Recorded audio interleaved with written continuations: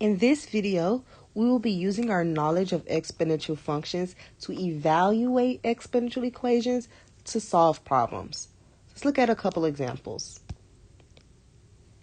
In our first example, we have the equation f of x equals to 4 times 2 to the x power, and we have three things that we have to do. The first being to identify the starting value.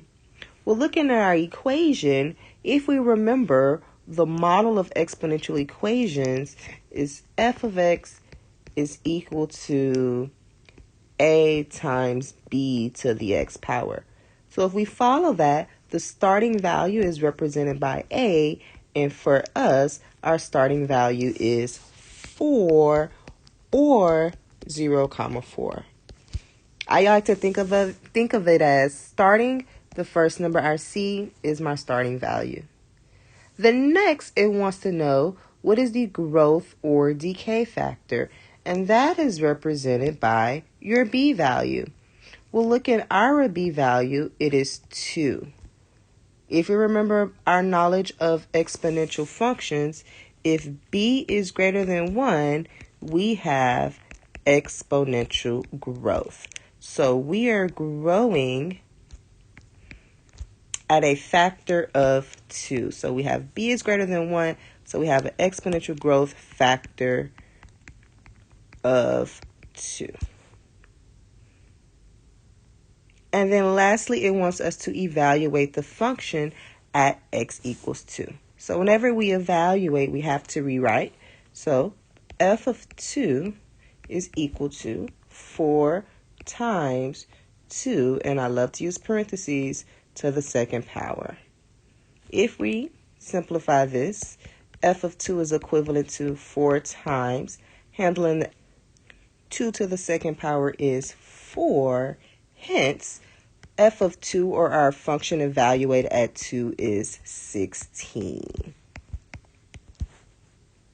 Okay, let's look at example 2 to better understand this. This time we have the equation y equals 9 times 1/2 to the x power. And our tasks remain the same, so first we're going to identify the starting value.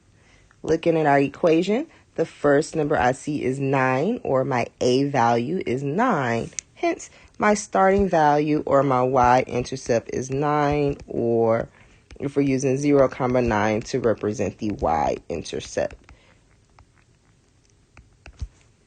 The next thing we have to do is identify if it's growth or decay and what is the factor. Well, we identify that by looking at our b value, and for us, our b value is 1/2. Remember our equation, I'll write it on this slide as well, is a times b to the x. So b is 1/2. Since b is less than 1, we have a decay factor. This time we are decaying at a rate of 1/2, or if you like decimals, you can start using decimals at a rate of 0.5 because b is less than 1. And then lastly, they want us to evaluate our function at x equals 2. So y is going to be equal to 9 times 1/2 raised to the, and it doesn't make sense to use double parentheses, so I'll just write a 2. All right, if we are going to simplify this, this is equal to 9 times 1/2 raised to the second power is equivalent to 1/4. And then if we do 9 times 1/4, this is equal to 9/4, or we can go back to using our decimals of 2.25.